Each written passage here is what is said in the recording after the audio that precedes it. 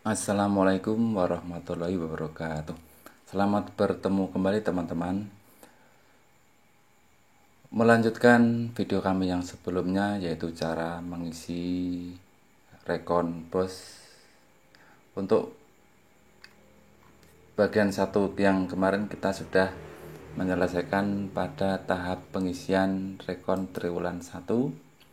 Dan sekarang kita melanjutkan ke triwulan 2. Dan jika triwulan 2 ini sudah tidak ada indikator merah, maka kita lanjutkan kepada tahap berikutnya dengan mengisi format-format berikutnya. Di sini ada berita acara rekon, surat pernyataan saldokas, laporan realisasi, SPTJM, SPTMH, persediaan, dan selanjutnya nanti ada persediaan 2, ada rincian belanja modal, dan yang terakhir adalah SP2B atau surat permintaan pengesahan belanja. Nah, teman-teman, bagaimana caranya? Marilah kita ikuti video kami berikut. Baik, selanjutnya kita teruskan untuk pengisian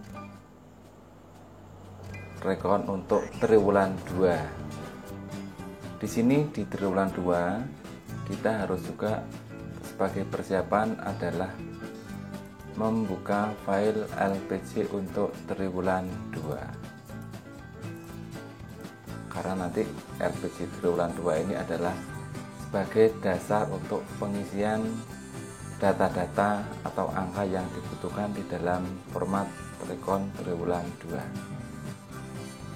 Baik, untuk kolom 1 ini karena sudah otomatis mengambil data dari periode sebelumnya, jadi di sini otomatis sudah terisi. Untuk langkah selanjutnya kita isi kolom kedua untuk anggaran tahun 2020. Yang pertama untuk sisa dana. Sisa dana itu karena yang sisa bank itu adalah sisa silpa tahun lalu, maka berada di kolom 1, dan untuk kolom 2 maka tidak ada isinya alias 0.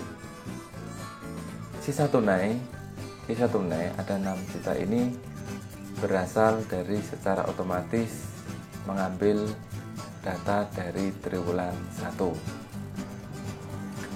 Berikutnya untuk dana bos tahun 2020 ini adalah dana yang kita terima pada triwulan 2, yang mana dana tersebut bisa kita lihat dari buku bank triwulan 2, buku kas bank triwulan 2.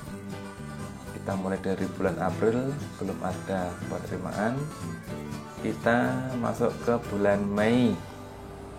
Di bulan Mei ini pada tanggal 13 ada penerimaan sebanyak 51 juta. Kita copy saja. Kita masukkan di kolom penerimaan di sini.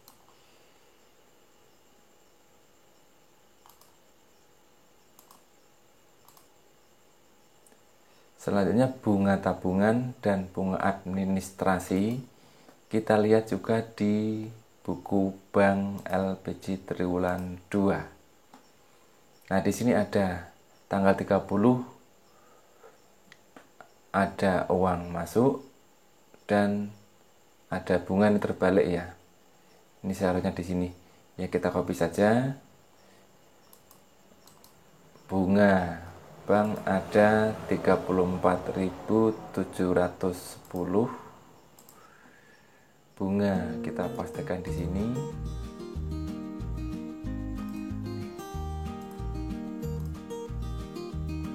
Selanjutnya pajak atau administrasi bank kita kopikan juga.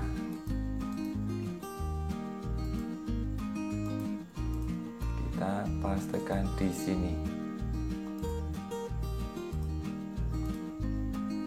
Nah, sini.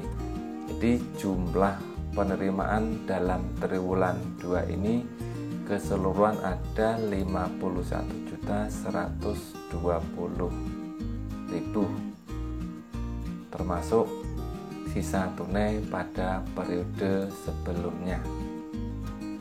Langkah selanjutnya adalah karena setor bunga bank kas daerah ini tidak ada, maka kita isi kosong atau kita kosongkan saja. Berikutnya adalah kita mengisi rincian pengeluaran atau rincian belanja selama triwulan kedua di sini. Tentu kita ingat pada format LPG triwulan 2 ada format belanja. Kita buka saja karena di sana sudah terinci di masing-masing jenis belanja. Nah, untuk perhitungan belanja pada triwulan 2 ini sudah terpisahkan atau terinci untuk masing-masing kegiatan. Ada belanja pegawai, persediaan, pemeliharaan, perjalanan dinas, barang dan jasa, dan lain-lain. Ini kita copy saja dulu ya untuk belanja pegawai. Belanja pegawai kita pastikan di sini.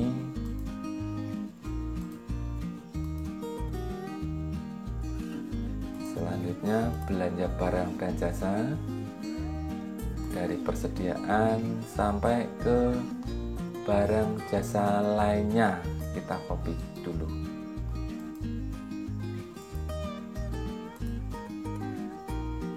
Kita dari persediaan spesial, pasti spesial, lalu sekali lagi saya ingatkan untuk memastikan di sini, untuk menyalin di sini kita klik transpose karena yang kita salin tadi adalah mendatar dan ini kita pastikan untuk kolom yang menurun. Jadi kita transpose kemudian oke, maka otomatis dia akan mengisi menurun.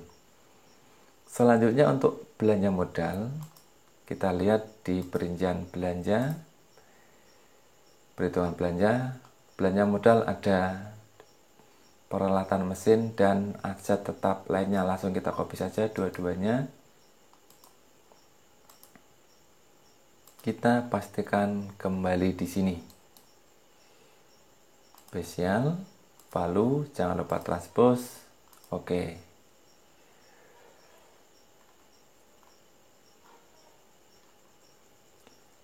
Selanjutnya untuk keterangan saldo akhir, untuk angka ini kita perincikan di sini. Untuk saldo bank ini kosong.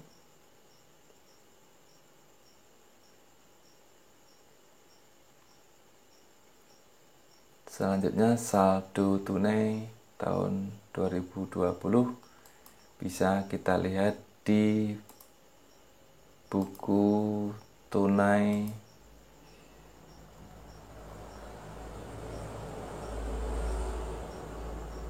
seperti pada triwulan tadi. Saldo tunai di bulan terakhir triwulan 2 ini termasuk di dalamnya adalah saldo tunai tahun lalu.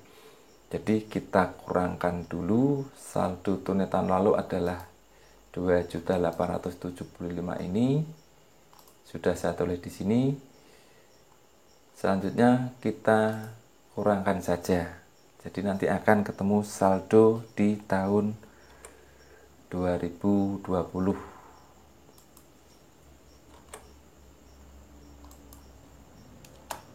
Nah, ternyata saldonya 1000, saldonya hanya 1945. Jadi saldonya tahun 2020 adalah itu, kita pastikan di sini.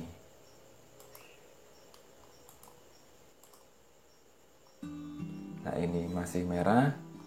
Nanti akan kita lihat, kita tinggalkan dulu. Untuk sementara kita cek kolom di kolom sebelah kanan.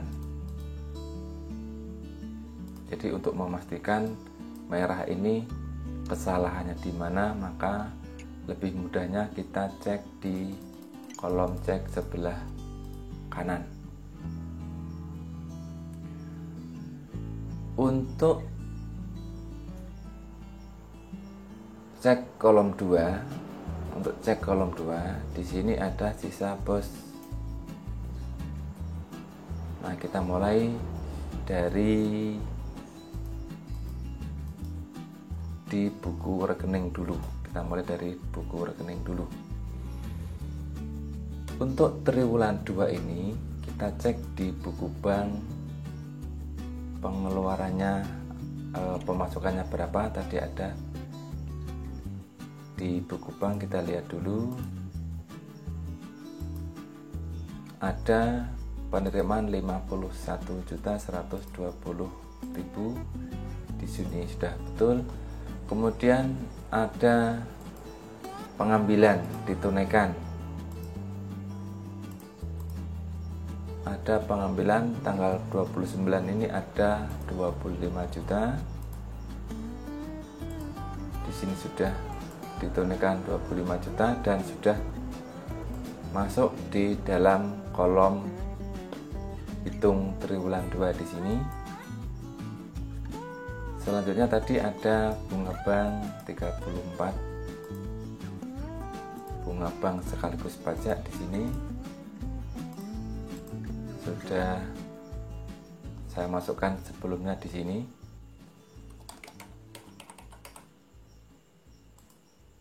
Nah, ternyata 26.130 tadi adalah termasuk di dalamnya saldo tahun lalu 10.000.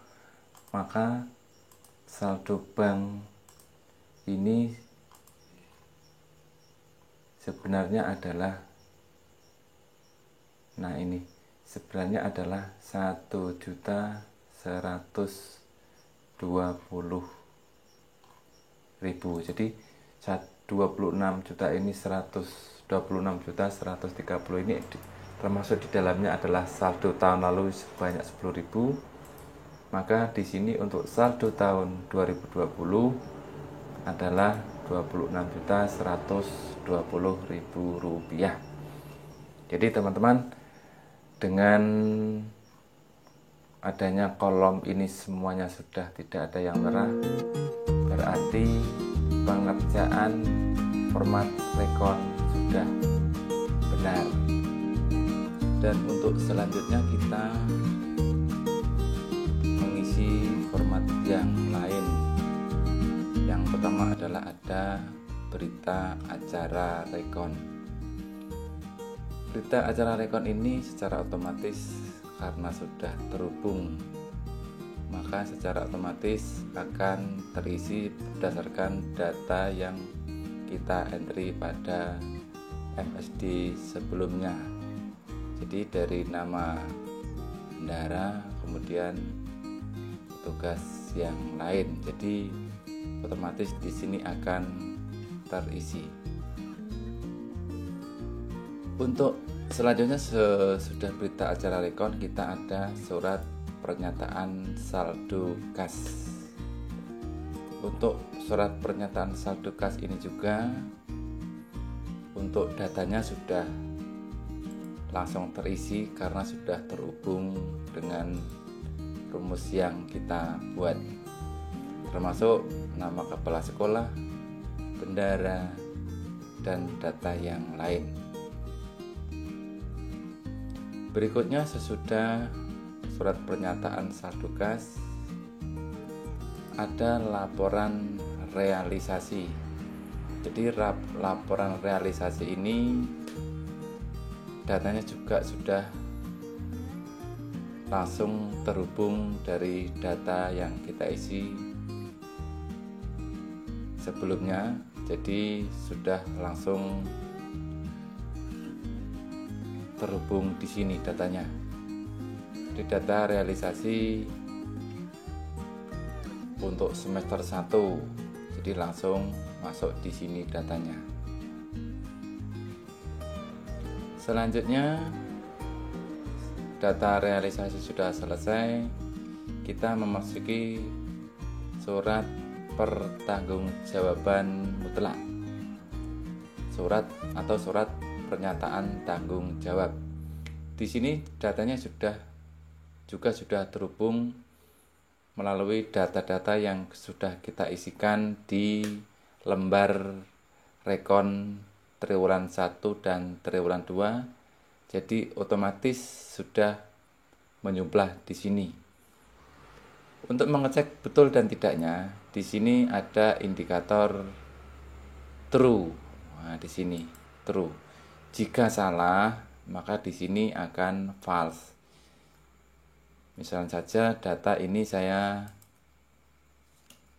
hapus.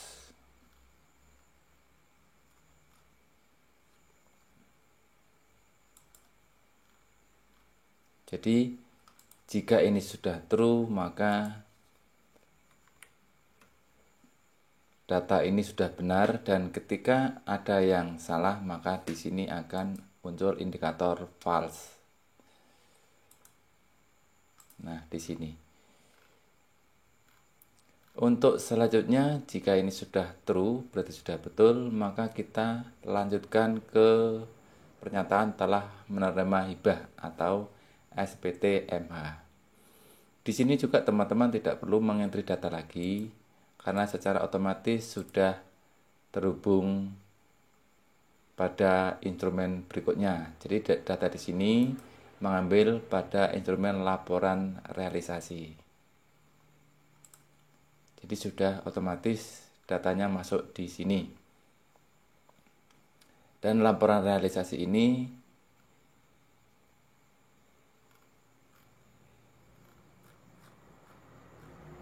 merupakan laporan realisasi selama 1 semester. Di sini laporan realisasi semester 1, jadi sampai dengan bulan Juli.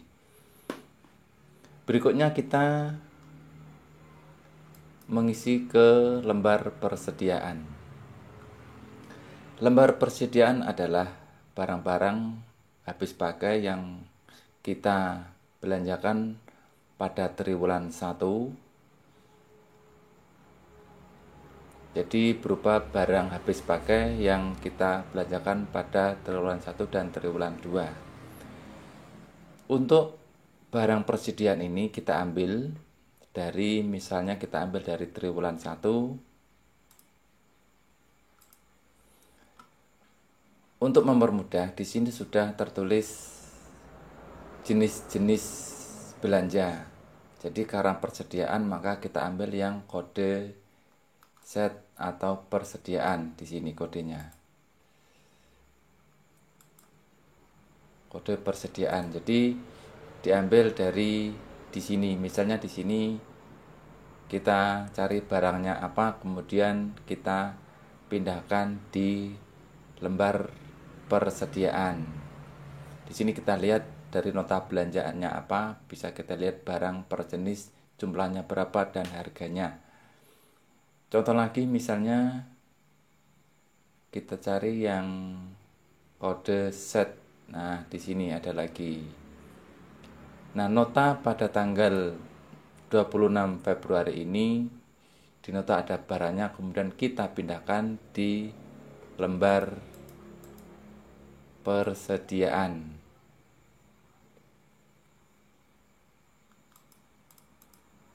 Di lembar persediaan satu di sini. Jadi untuk kolom atas ini adalah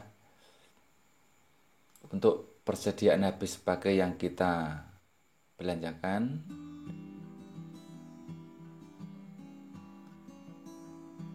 Yang kita belanjakan sejumlah 4.166.040 rupiah. Sebagai indikator, jika data ini sudah betul maka tidak berwarna merah, dan jika data ini salah maka dia akan muncul warna merah. Sebuah contoh, misalnya ini akan saya hapus datanya, maka dia akan salah, maka di sini secara otomatis akan muncul indikator warna merah. Begitu teman-teman.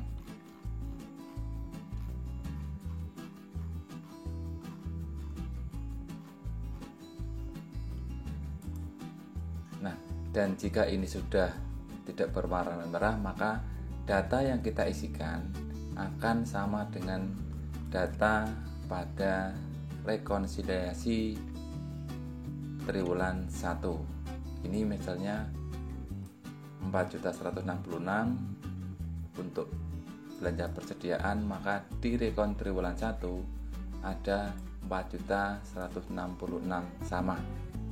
Itu teman-teman. Kita lanjutkan ke persediaan. Untuk yang bagian atas ini adalah barang yang kita belanjakan. Kemudian yang kolom kedua ini adalah berisi pemakaian selama 3 bulan atau selama 1 triwulan. Jadi ini pemakaiannya. Kemudian di lembar bawah paling sini adalah persediaan atau sisa barang yang kita beli dan kita gunakan di dalam 1 triwulan. Oke, sudah jelas ya teman-teman. Berikutnya kita lanjutkan ke persediaan triwulan 2. Persediaan triwulan juga sama, berisi barang-barang yang kita beli atau kita belanjakan pada rentang waktu bulan Juli. Maaf ini masih salah ya. Pada triwulan 2. Seharusnya ini triwulan 2.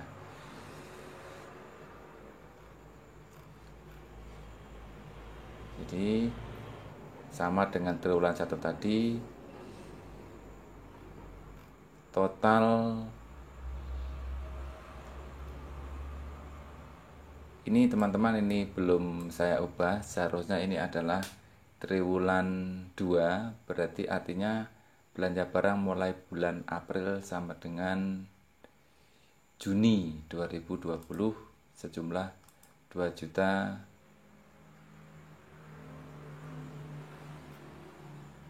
jumlah semuanya kita ulang dulu dari atas. Ini adalah jumlah belanja. Nah, jumlah barang persediaan untuk triwulan 2 berarti 2.355.000. Barang-barang ini asalnya dari mana? Sama seperti di triwulan 1 tadi. Untuk memudahkan, jadi kita lihat di LPJ triwulan 2 di dalam buku kas tunai atau K4, kita cari barang dengan kode set atau persediaan. Coba misal di sini ada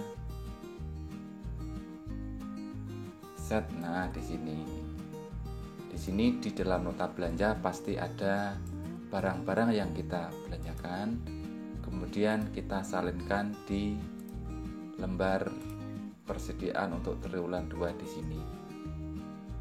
Itu teman-teman. Selanjutnya untuk jumlah keseluruhan dalam satu triwulan, jumlahnya ada 2.355.000. Ini harus sama dengan jumlah di rekon. Atau untuk mengeceknya, kita buka dulu di LPJ triwulan 2. Di sini ada cek perhitungan belanja. Di sini ada barang persediaan. Di sini ada barang persediaan, jumlahnya adalah 2.355.000. Apakah sama dengan jumlah yang di sini sama 2.355.000. Kita cek juga di lembar rekon triwulan 2 barang persediaan sama Rp2.355.000. Indikatornya juga sama. Ketika jumlah ini tidak sama dengan jumlah yang ada di rekon, maka dia akan berwarna merah. Ini coba saya hapus satu. maka di sini akan muncul indikator warna merah, berarti ada data yang tidak sesuai dengan data di lembar rekon. Kita kembalikan, nah di sini. Begitu teman-teman. Jadi saya ulangi lagi, yang bagian atas ini adalah berisi belanja selama 1 triwulan. Kemudian di bagian kedua ini berisi pemakaian selama 1 triwulan. Selanjutnya yang bagian ketiga adalah sisa dalam 1 triwulan tersebut. Jadi indikatornya ketika di sini sudah tidak ada warna yang merah, maka data yang kita entry sudah benar. Kita lanjutkan sekarang. Di sini ada persediaan triwulan 3 dan 4, karena belum kita lalui, maka sementara kita kosongkan saja. Untuk selanjutnya ada format rincian belanja modal. Rincian belanja modal ini adalah terdiri dari sama triwulan 1 dan triwulan 2. Di sini triwulan 1, di sini triwulan 2. Dari mana barangnya? Di sini untuk triwulan 1 bisa kita lihat di LPG triwulan 1 dengan kode belanja dengan kode aset ya.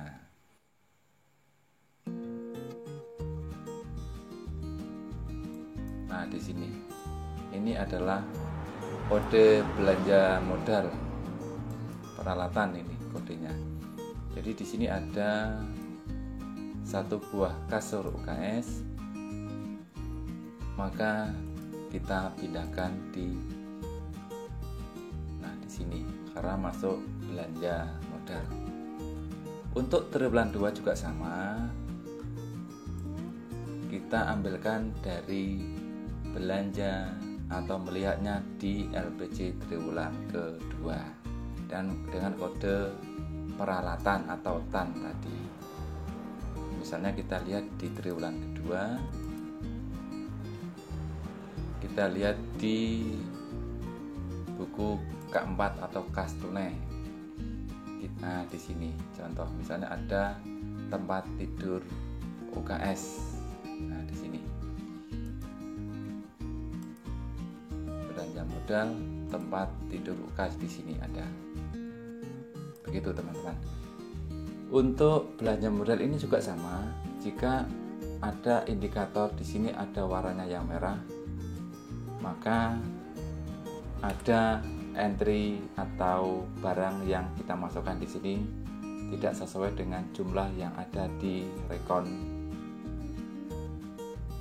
di lembar rekon atau di lembar LPG yang perhitungan belanja di sini.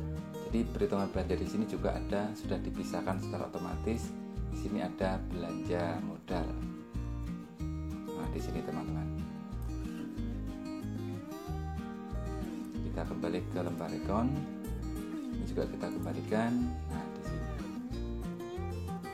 yang terakhir, oh ya, kita cek dulu belanja modal untuk triwulan 2. Untuk triwulan 2 ada 8.251. Kita coba lihat di lembar rekon triwulan kedua, belanja modal. Nah, di sini teman-teman ada 8.251.600. Ada 8.251. Nah, di sini sudah benar. Begitu teman-teman. Baik, untuk yang terakhir adalah SP2B. SP2B ini adalah sebuah lembar yang jika kita sudah selesai mengisi semua data yang kita masukkan, maka di sini ada surat permintaan pengesahan belanja atau S2B di Dinas Pendidikan Kabupaten Kota. Baik teman-teman, itulah sedikit mengenai bagaimana cara kita mengisi data-data rekon yang kita lakukan setiap akhir semester. Semoga bermanfaat dan bisa membantu. Dan apabila teman-teman menemukan sesuatu yang baru mengenai video saya ini, silakan di-subscribe dan dibagikan kepada teman-teman. Semoga bisa membantu dan bermanfaat. Demikian, terima kasih. Wassalamualaikum.